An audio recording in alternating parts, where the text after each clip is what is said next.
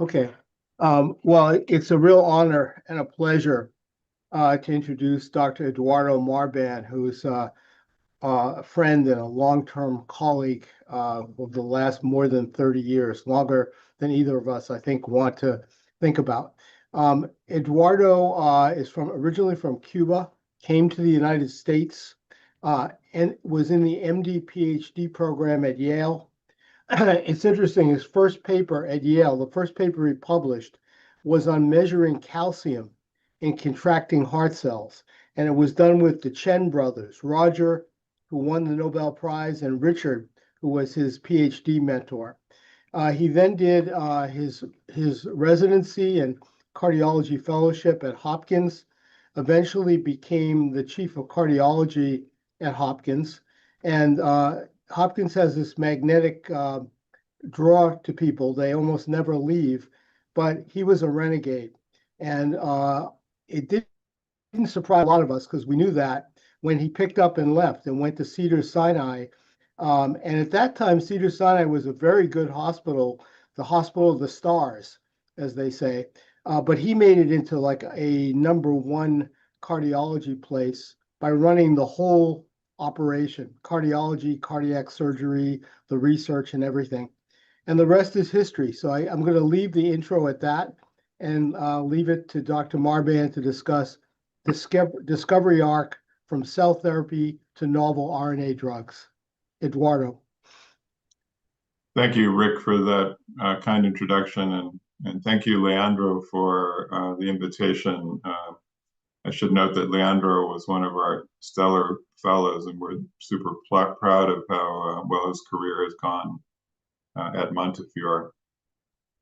So in talking today, I could give you the fantasy version in which we started working on cell therapy for heart disease.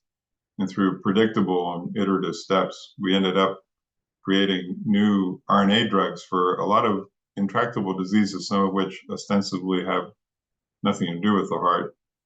But it really happened in a different way, a circuitous path in which each inflection was marked by a discovery, a mechanistic discovery that caused us to change direction, reassess what we were up to, and realize that we had new opportunities that weren't there even as recently as the most recent inflection.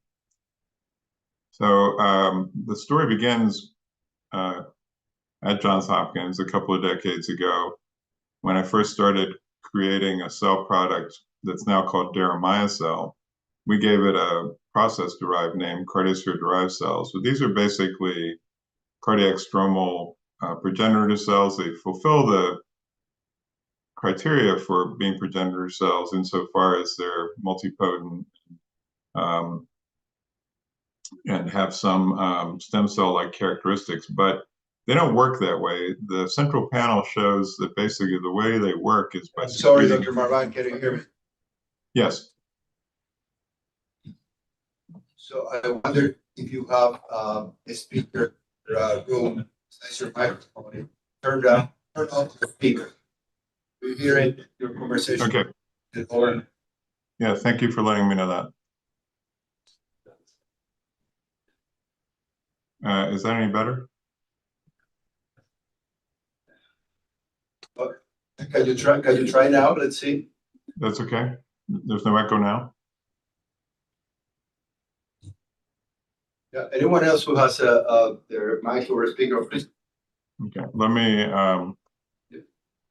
try again. So the central panel shows that these cardiosphere-derived cells that are called CDCs work not by stem cell mechanisms. They don't simply engraft in injured tissue, proliferate, differentiate into heart muscle. Instead, they lodge in the muscle briefly for maybe a week or two. And during that time, they secrete extracellular vesicles that themselves mimic the action of the cells. And both the cells and their secreted extracellular vesicles have a number of mechanisms of action that are quite intriguing. They're all tied together by the bottom one, immunomodulatory, but among the important mechanisms that made us think that they had a potentially broad therapeutic implications include the antifibrotic and the anti-inflammatory mechanisms. This discovery led to a number of clinical trials, all of which showed some indication of disease-modifying bioactivity. But as we learned more about the cells and we learned more about the potential indications, we focused on Duchenne muscular dystrophy. Duchenne muscular dystrophy has a cardiomyopathy that is actually the most frequently the fatal event in these boys and young men. It starts to appear typically after the skeletal myopathy is evident, usually within the second decade, and as I said, can progressively prove fatal. So this is now in front of the FDA for potential approval for Duchenne cardiomyopathy. The cells are given intravenously every 3 months, and the protocol that was described in the HOPE-2 paper, which was in the Lancet a couple of years ago, has been reproduced in the HOPE-3 trial, which has recruited 105 patients with advanced Duchenne muscular dystrophy. It's a randomized, double-blind, placebo-controlled registration trial. And stay tuned for the results, which should be available per the company that sponsored the work as early as later this week. Given that background, this talk is not about cell therapy, but rather about the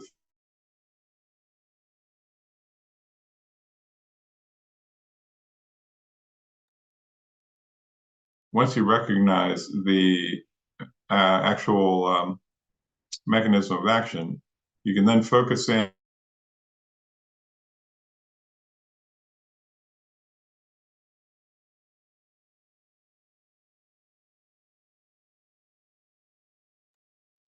to try to define what it is that the extracellular vesicles are doing. And one place where we focus is on the RNA contents. The RNA contents seem to be important to us because the vesicles become inactive if you lightly solubilize them with some kind of detergent that disrupts the contents and exposes them to ribonuclease, but doesn't degrade the proteins. The extracellular vesicles also don't contain any DNA, and they have very few mRNA transcripts. And that led us to focus specifically on non-coding RNAs. We first focused on microRNAs, which are the usual suspects. People like them because they know how they work. So we and others mined the contents of extracellular vesicles to see if some of the active principles might be microRNAs. And we got some hits, but really we were fascinated by the fact that there were a large number of totally obscure but very plentiful non-coding RNAs, and we wondered if any of those might actually be responsible for some of the bioactivity. So we synthesized, we sequenced the contents of the vesicles and synthesized the most prominent ones, and it turned out that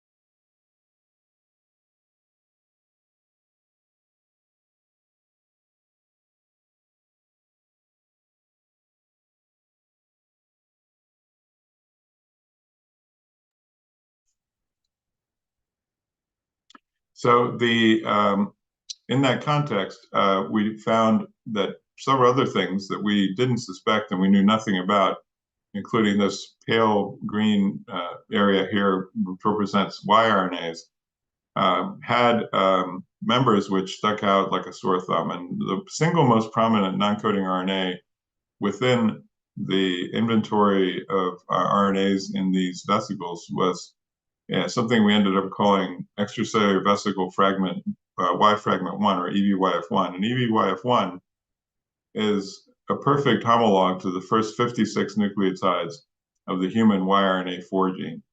And the human yRNA4 gene itself is 96 nucleotides long.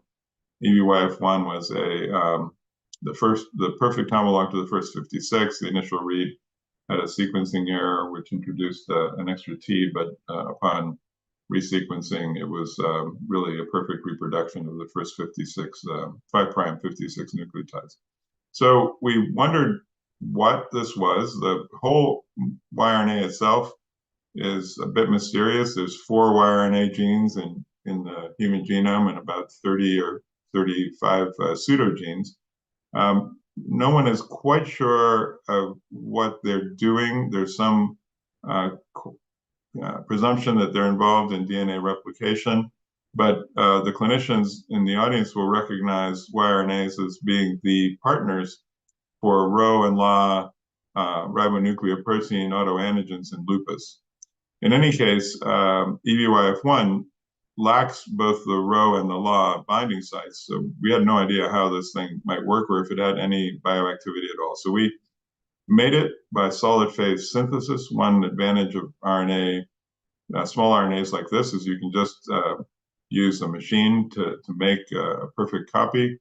And when we did so and put this oligonucleotide into lipoprotein vesicles, actually just lipid vesicles, no lipoprotein, using just a simple transfection reagent mixed with the RNA, and we exposed those particles to bone marrow-derived macrophages, we found that they lit up the expression of IL-10, an anti-inflammatory cytokine, but a scrambled version of the same nucleotide content, but in randomized order, had no effect on IL-10 secretion. Likewise, in vivo, when we gave the RNA in the lipid particles 20 minutes after reperfusion, so this isn't pre-treatment, it's treatment after the ischemia and reperfusion, we were able to diminish the size of infarct size measured a week later by about 60%, but the scrambled version had no consistent effect. So we have discovered a novel natural cardioprotective non-coding RNA with an unclear mechanism of action. And even though it might be tempting to just develop the natural RNA as a therapeutic candidate, its structure was not compatible with either the FDA or the European Medicine Agency conventions. And what are those conventions? Well, first of all, it's startling how many RNA drugs there are, and with the exception of the mRNA vaccines shown here, all of these are non-coding RNA drugs. And the non-coding RNA drugs, by and large, are targeted to well-characterized disease pathways. They're small interfering RNAs or antisense oligonucleotides. There's one aptamer. And structurally, they're all 18 to 30 nucleotides long and chemically modified for stability and decreased immunogenicity. I should say it's a multi-billion-dollar global market with a cumulative annual growth rate of more than 14%. So reflecting on these structural kinds of conventions, we wondered if we could make a drug bio-inspired by EVYF1, something that looked to regulatory bodies very much like these 20-odd drugs that are already approved, and figure out the mechanism. So unlike the conventional pharmacopoeia in non-coding RNA drugs, where you go in and you target a specific disease pathway, we had no idea how the drug worked. We figured out a structure, and then we had to figure out the mechanism. So the first thing we did was to create a synthetic drug from EVYF1, and here's the EVYF1 sequence. We had an important clue where the action was, in the sense that another oligonucleotide that we called NT4 was very plentiful in the EVs, and it itself was also bioactive. So using NT4 as the 24 nucleotide template, we started making point mutations, and we started making chemical modifications. And you can see here some of the results of the point mutations and some of the results of the chemical modifications, and these are described in the legend over here. But let it suffice to say that after this structure-activity relationship optimization, what Farmer would call SAR, we came up with a structure, TY1, that had a point mutation, so it was no longer a natural sequence. It was a G to C conversion in the first nucleotide of this oligonucleotide. And it had 6 backbone modifications known as locked nucleic acids, which stabilize the ribose bridges and make the structure relatively resistant to degradation by ribonuclease. We then took this sequence and this drug with its backbone modifications, TY1, put it in a transfection reagent and exposed those particles to bone marrow-derived macrophages and did transcriptomics. And you can see here in which, in this display, which shows the changes in gene expression for any given gene and for one raster line, and there's a lot of changes.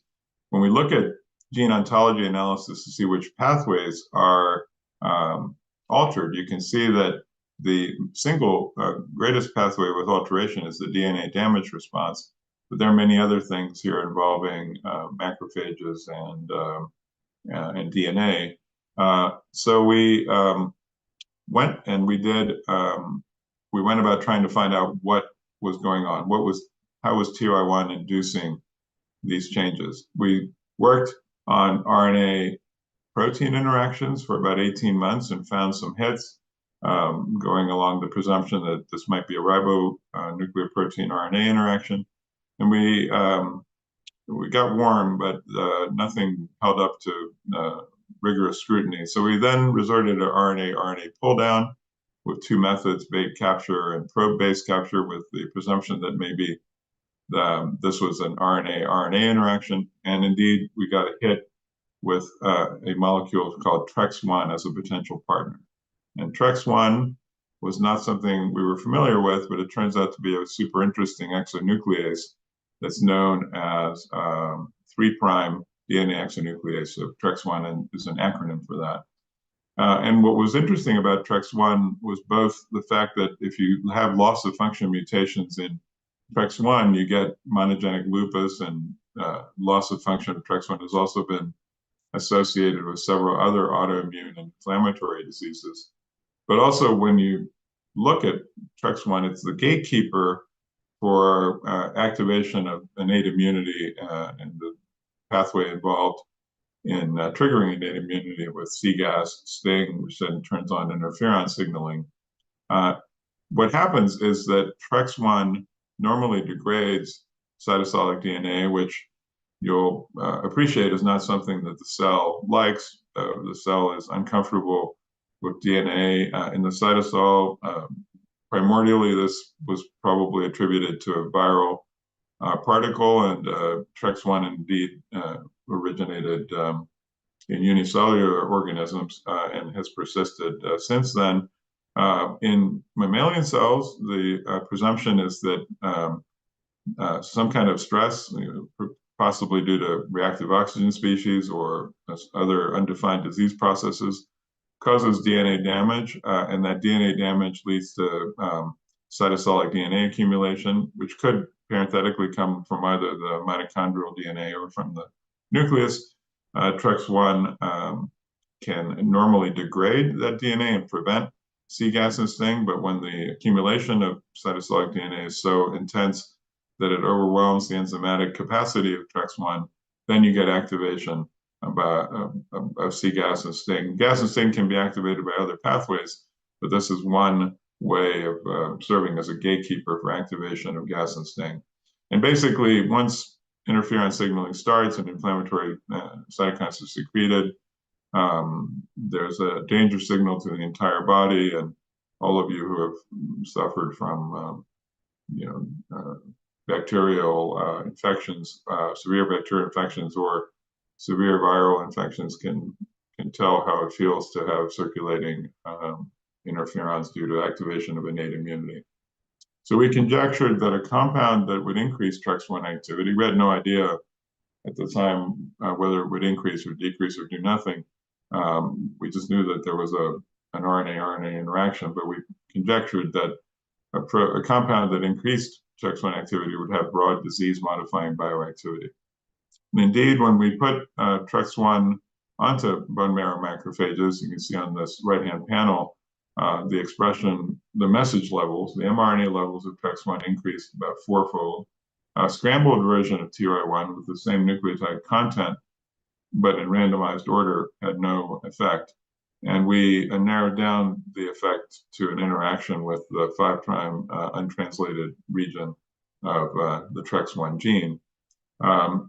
When we took the particles, and instead of putting them on bone marrow-derived macrophages in vitro, we put them into a rat myocardial infarction model 20 minutes after reperfusion, mimicking a typical MI in which the patient has an obstructed artery and comes in and has that artery opened iatrogenically. We measured infarct size histologically 48 hours later. We found that scrambled had no benefit, the gray stuff being tissue that's on its way to scarring. But 2I1 appeared to reduce the scar burden, and indeed, pooled data showed that scramble had no effect in the percentage of infarct mass in the ventricle, but 2I1 reduced that by about 50 or 60%. Likewise, circulating levels of the ischemic biomarker troponin I were decreased at 48 hours. When we looked at DNA damage in the cell, linking it back to the putative mechanism, and this is done by phospho-H2AX imaging, so it's a phosphorylated histone we're looking at. The vehicle and scramble were not that different, but TR1 appeared to be lower in terms of DNA damage, and the pooled data showed that that was true. And then if we looked at bulk left ventricular tissue, we found increases in the tissue of TREX1 levels after exposure to TY1, but not after exposure to scramble. This turns out to be somewhat surprising. It's in the right direction, of course, but we think the mechanism of action involves mostly macrophages. And so the fact that you can see it in bulk tissue was encouraging, but somewhat surprising as well, but certainly consistent with the proposed mechanism of action. So we dissected this. The paper will come out, I think, in a day or two in Science Translational Medicine. We presume then that TY1 goes into macrophages, and the reason that we implicate macrophages is shown in the paper, but basically if you deplete macrophages, there's no benefit. If you do adoptive transfer or condition macrophages that have seen TY1, you mimic the benefit, and so on. There's actually a whole list of controls that makes us pretty confident in this mechanism. Increasing TREX1 levels, and this increase in TREX1 levels blocks DNA damage, and in a way that is kind of self-perpetuating through a mechanism involving macrophage regenerative activities, in terms of basically the macrophages themselves are altered, but what they secrete is also altered. So it's not just a one-off in terms of a DNA molecule within the macrophage, but rather the secretome of the macrophages themselves altered. And altogether, there's a reduction of inflammation, fibrosis, and infarct size. So we wondered if this sterile inflammation model, which is what myocardial infarction is, would be predictive of broader bioactivity. We use it as a standard screen for bioactive molecules in the lab, but is it good just to tell us what's cardioprotective, or might it be a sentinel for other bioactive processes or targets for other indications? So we looked at another disease of fibrosis and inflammation, namely scleroderma and systemic sclerosis. It's an autoimmune disease affecting women in midlife. There's about 60,000 new cases a year in the United States, and we all know it from its presence in the skin, which is a very easy phenotype to detect. The deposits of scar tissue in the skin can be so severe as to cause contractions of the mouth and digits. But when it involves the internal organs, as it does in at least a third of the cases, and the heart and the lungs are particularly troublesome in terms of their involvement, that's known as systemic sclerosis, and that portends a 30% 10-year mortality. I became interested in scleroderma as a resident, having seen several of these patients die tragically and prematurely. And when I revisited the concept of, what other indications might we pursue, I thought of scleroderma, and I was somewhat disconnected with the general internal medicine literature at that point. And I said, well, this must have been cured by now. And instead, I found that there are no specific drugs or therapies that have been approved for scleroderma. One exception is a repurposed monoclonal that's been shown to be bioactive in idiopathic pulmonary fibrosis, which does slow the progression of the interstitial lung disease and systemic sclerosis, but doesn't seem to have any benefit on mortality. So we implemented 2 mouse models of scleroderma to see if 201 might help. This shows the results of one, and the idea here was to create a scleroderma phenotype by injecting subcutaneous bleomycin for 3 weeks, and this is a very standard model. And only after the induction of the disease did we randomize the animals to either receive vehicle, so that just shows you the natural history, scramble, the scrambled nucleotide version of TY1, or TY1 itself. And then we gave it twice a week, either intravenously or orally. Interestingly, we have an oral formulation. These data here are from the oral formulation, and what we find is that basically when we phenotype at week 7, so after 3 weeks of induction of disease, 4 weeks of treatment, and then phenotyping, we find that the skin thickness, control means normal animals that didn't receive bleomycin or drugs, the skin thickness is measured between the epidermis and the subcutaneous fat layer.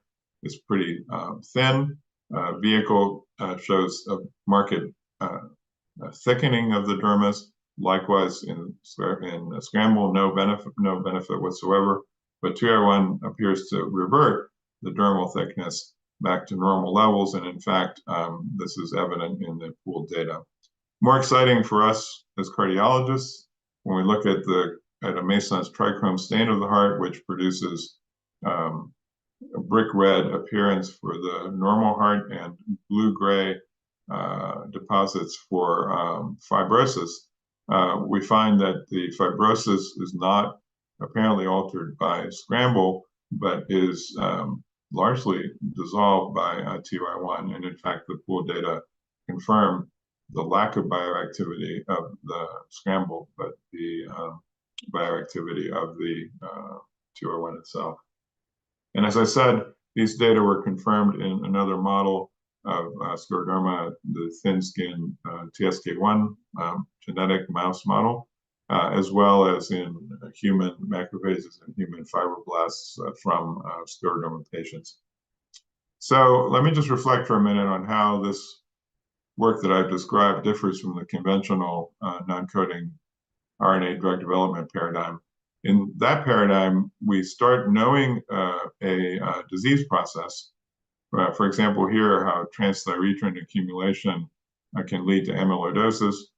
We design an antisense oligonucleotide or an siRNA to interfere with the synthesis of TTR, and we can then treat amyloidosis effectively that way. So the idea is, you know the mechanism, you define a target, and you make an RNA drug.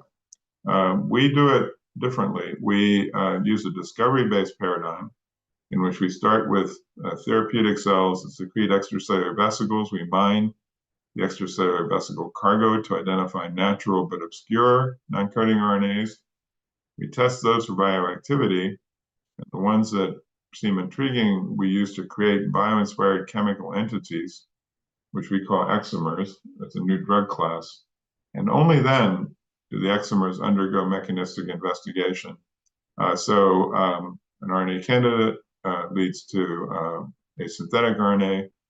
We test for bioactivity, and we explore the mechanism. And this whole pathway we call CRADO, cell-derived RNA from extracellular vesicles for bio-inspired drug development. I'll show you that it's generalizable. It's not just this one drug. TR1, though, is the Xmer that's most advanced in development. It's got an unprecedented mechanism of action. No one had ever thought of enhancing TREX1 activity as a disease-modifying principle. And as I told you, we have a formulation that makes it orally bioavailable, which was described in a paper published earlier this year in the Journal of Extracellular Biology. So what are the next steps to the clinic? Well, we've gotten pre-IND feedback from FDA last year.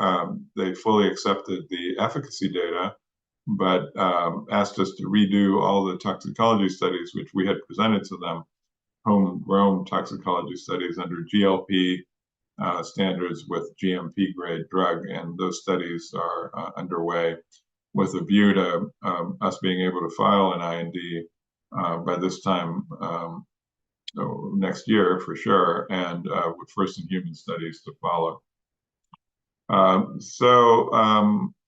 I've hinted that this paradigm may be generalizable, and I've told you the story in which CDCs led to CDC extracellular vesicles. We mined those and identified EVYF1, which we now call WireX2, just for naming convention that I'll reveal in a second.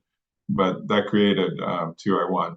But there's all these other things that have led to drug candidates, and in thinking about them, basically the nomenclature that we came up with was that there's this, after the extracellular vesicles is a row of natural non-coding RNAs, and we ended up calling those by the lowercase family letters, so M for message. Where did the annotation take us in terms of where they likely were? This is a fragment of a message. This is a fragment of a YRNA, a mirror. Trex is a tRNA fragment. The EX stands for exosome or extracellular vesicle. And BCYRN1 already is a long non-coding RNA that already had been named, so we're not going to rename it. And the sequential number, WireX1 was EVYF1, WireX2 was NT4, so it's the second one that we characterized. And then the Xmers, the actual drugs, we call with a big letter T for therapeutic, the uppercase family letters of YRNA, and then number 1. So TY1 is the story I've told you about. It was the first drug that we fully characterized. And now I'll tell you the story of TY2, which came from immortalized CDCs that made immortalized extracellular vesicles that we call IMEX. From that, we mined WireX3, which is a non-overlapping YRNA that was also very prominent in this population. And from that, we created TY2. And TY2 turns out to have an entirely different mechanism. But first of all, here's that YRNA4 in its 96 nucleotide length, along with a putative folding diagram. And you can see in the green the sequences that have been attributed to our previous inspiration for TI1, the NT4 sequence.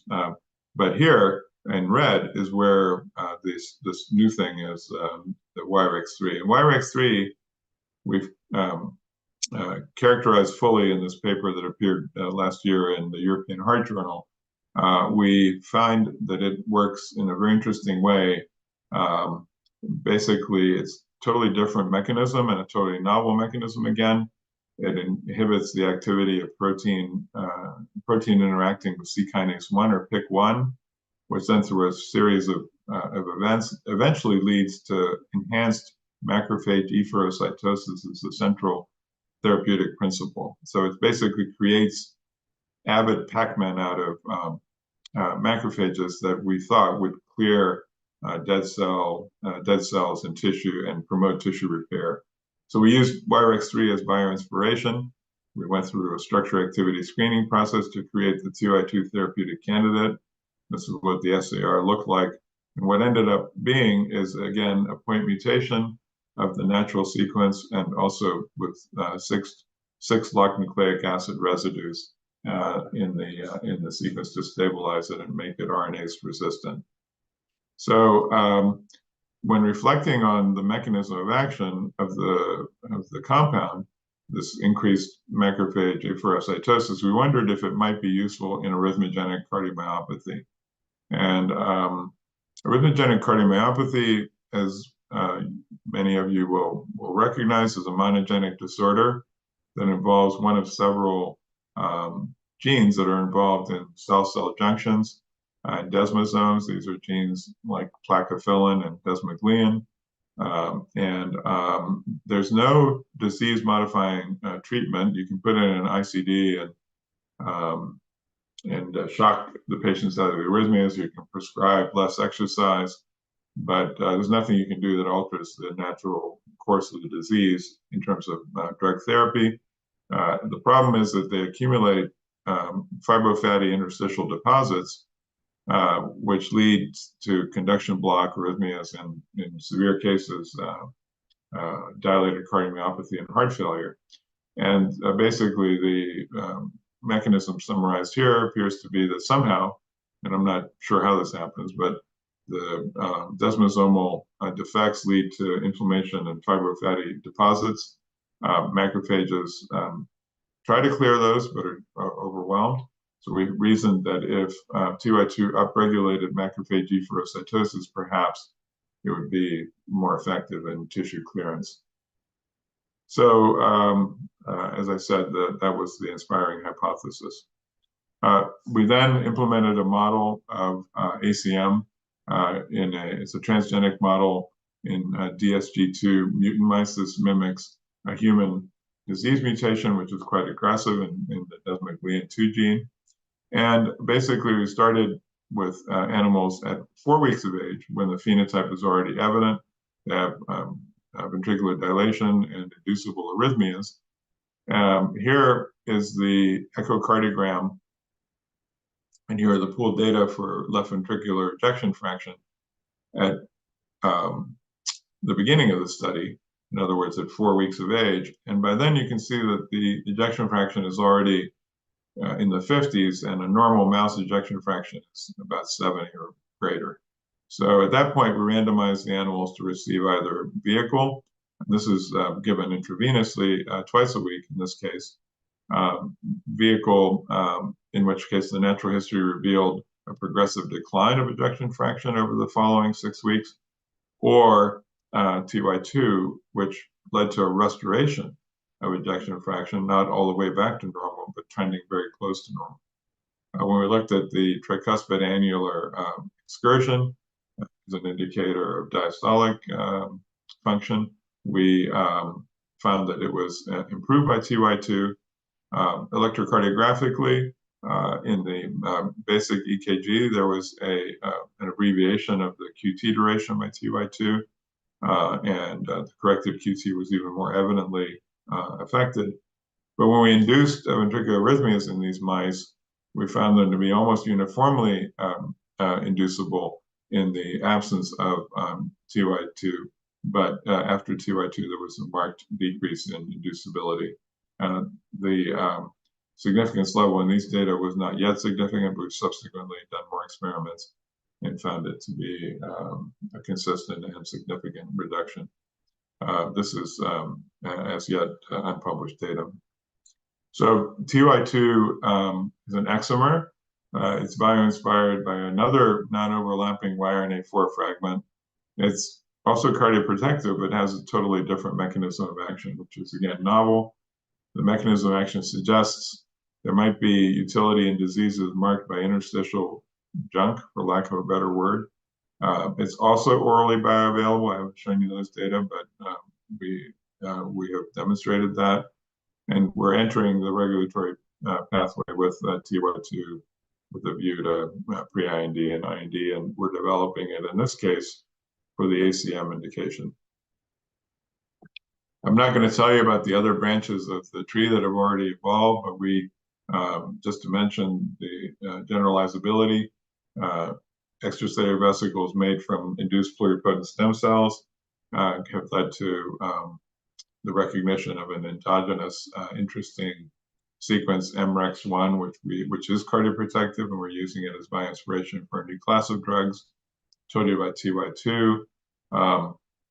T-Rex, which is a fragment of a tRNA, has led to the creation of a synthetic drug TT1 that we're developing for a variety of skeletal muscle diseases. And then BCYRN1, which is a long non-coding RNA previously described in the brain. We find the long non-coding RNA itself, when overexpressed systemically, leads to upregulation of regulatory T cells, both an increase in their proliferation and in their activation. We figured out the mechanism and made 3 small oligos that mimic the benefit of BCYRN1, calling these therapeutic long non-coding RNAs 1 to 3 or TL1 to 3. So we're using this paradigm to create new drugs. How it really happened, I've shown you, but let me reflect finally in concluding the steps in the discovery arc, what the conceptual innovations might be for those of us who think about extracellular vesicle signaling in particular and some of the practical consequences. So we began more than 20 years ago with an attempt at cell therapy targeted at the heart. We then identified extracellular vesicles as the key mediators, and we began to mine the extracellular vesicle contents to identify defined factors, and that's how we found EVYF1. We then created bio-inspired new chemical entities, TY1 and TY2 being examples. We're now exploring new extracellular vesicle cell sources, not limited just to CDC EVs. And mechanistic analysis of the drug candidates has led not only to unexpected biology and some new disease-causing pathways or disease-modifying pathways, but also indications that we might never have foreseen when we started this journey a couple of decades ago. And this credo paradigm has yielded new leads and new drugs. That's ongoing. Conceptually, the fact that extracellular vesicles contain all these non-coding RNAs with apparently complementary mechanisms teaches us that the biology of extracellular vesicles is very rich and complex, and potentially all these fragments are working synergistically, and that might help explain why these extracellular vesicles themselves have strong disease-modifying bioactivity. Many of these EV-derived non-coding RNAs appear to act on macrophages. I haven't shown you that data, but we feel that that's sort of a grand central station of the mechanism of action of these drugs. And drugs that act that way on macrophages can be delivered orally in this formulation that we've described, involving casein and chitosan micelles. The sterile inflammation model, myocardial infarction, turns out to be highly predictive of broad therapeutic efficacy, not just ischemia reperfusion. We find that the disease-modifying bioactivity in vivo, not only in MI, but in a bunch of other diseases, is notable because it works after injury. It's a reversal of established disease, not prevention. And so it's obviously of greater therapeutic utility than in something where you have to identify patients at risk and treat them beforehand. Practically, we've filed 41 patents on this RNA estate. They're all relatively recent, but one's already been granted. And we have 7 proprietary therapeutic candidates in the pipeline. 3 are at the proof of concept optimization level. 3 are already in development for regulatory filings. TY2 for ACM, TT1 for Duchenne muscular dystrophy, and we're also developing TY1 for HFpEF. We have a publication showing that it's bioactive in a HFpEF model. And TY1 is in the most advanced in IND enabling studies for scleroderma, as I've shown you before. So if I want to conclude by acknowledging the folks who did the work, Ahmed Ibrahim has been a partner from the beginning. He was my PhD student. First identified the role of extracellular vesicles as mediators, and has stayed on. After a false start in the biotechnology industry, he came back to academia and has collaborated with me in developing the drugs that I've discussed. Alessandro Chulo was primarily responsible for the YRX3 and TOI2 work. And special thanks to everybody here and for funding from these sources. CIRM, I should mention, is the California Institute for Regenerative Medicine, the peer-reviewed medical research program of the Department of Defense, has been helpful in providing the kinds of money. Both these agencies have been helpful in providing the kind of drug development money that NIH is loath to provide. Mechanistic studies, NIH.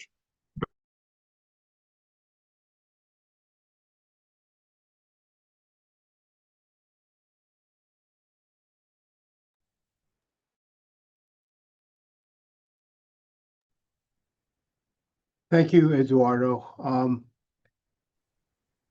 I think you may have cut out, your audio may have cut out. Can you hear me? I can hear you now, yeah. Okay, now you're back. Yeah. So I'm going to funnel questions to you from the chat. You can also open the chat, but you may be busy right now. There's still a lot of people on the Zoom right now, 40 people or so are on the Zoom.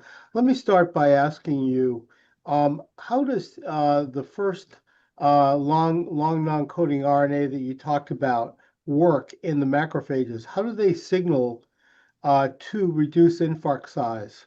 Do they signal to the cardiomyocytes, or is it that they're eating debris that's in the extracellular matrix? How does it work? So I think when you say the first one that I was talking about, you mean the TOI1 and its natural precursors. So our understanding right now is that when we deliver these drugs exogenously, they're taken up by macrophages, and that seems to be an absolutely necessary event, because if you deplete macrophages either with chlorinated liposomes or with mafia mice genetically, you undo the benefit of TOI1. So macrophages are required. They also seem to be sufficient in the sense that you can take bone marrow-derived macrophages, condition them ex vivo with TOI1, wash off the TOI1, put in those conditioned macrophages by adoptive transfer, and they mimic the benefit of the drug. So we believe that the initial event is uptake of the drugs by macrophages, kind of a phenotypic conversion or a reprogramming of the macrophages to be, very anti-inflammatory, not typically, can't pigeonhole them into a classic M1, M2 phenotype, but they have kind of a distinctive anti-inflammatory phenotype. And then that benefit is basically amplified by the fact that macrophages that have received TOI1 themselves alter their secretome so that their own extracellular vesicles are themselves salutary. So macrophages are themselves modified to become more disease modifying, and then the signal is amplified by altered macrophage signaling. So can you take the conditioned media from those macrophages and administer that and get the same reduction in infarct size? Yes, we can. Well, more specifically, if we take the extracellular vesicles from macrophage conditioned media, they mimic the benefit. So the signal event appears to be drug uptake by the macrophages, then that signal is amplified, which may explain why the drug effects sometimes are rather long lasting, because they're not limited to the initial modification of the macrophages, but rather also dependent on amplification of the signal by the macrophages. Thank you. I think Dr. Garcia wanted to make a comment.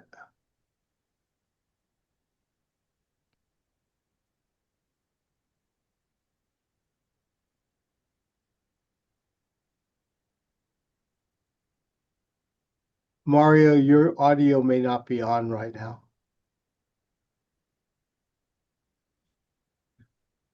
No, I love this concept of finding the microRNA first and then working out the mechanism last, because the mechanism takes all the time.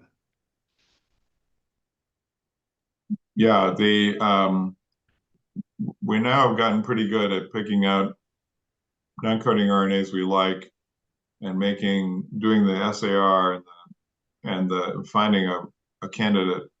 But that may take a year or 18 months, but what takes 3 or 4 years is then figuring out the mechanism. And of course, we're totally shooting in the dark. So we not only, in some cases, we have to go the ribonucleoprotein route, in others the RNA interaction route. Sometimes transcriptomics as a first step gives us some hints as to where to look. Okay, I think we have one comment here. This is a great demonstration of the importance of RNAs and exosomes. If you do the opposite experiment and destroy the RNAs, what is the relative effect of proteins from exosomes?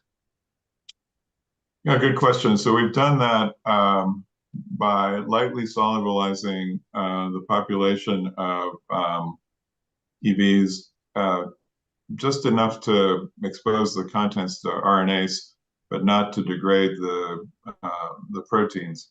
And that preparation loses 85% of its bioactivity. So the proteins may be doing something, but they're not able to explain the vast majority of at least the bioactivity in cardioprotection. And we have a question from Leandro. Outstanding lecture and congrats again for an amazing and very inspiring career. My question is, one thing it always called my attention to is how quickly CDCs and EVs disappear from the heart, yet the benefits last for months. Do you think there is a future where we could use something like CRISPR to get the myocardium itself to make those helpful signals for longer instead of relying on transient cell or exosome delivery?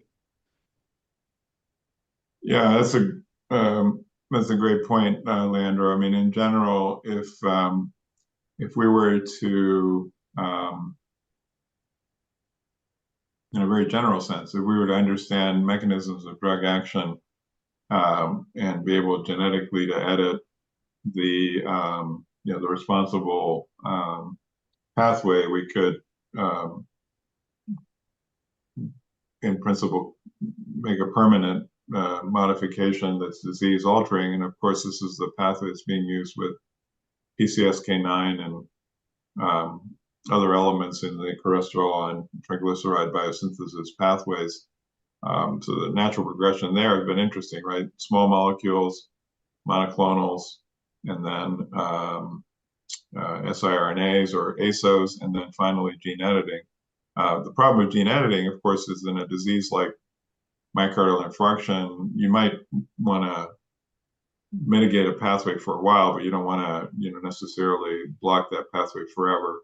But there are certain diseases where, particularly genetic diseases, where that would be a definitive correction. Are there other questions for Dr. Marbán? Well, I'd like to thank you again, Eduardo. Very interesting and, as usual, incredibly well presented talk. Thank you for your time. Thank you all for your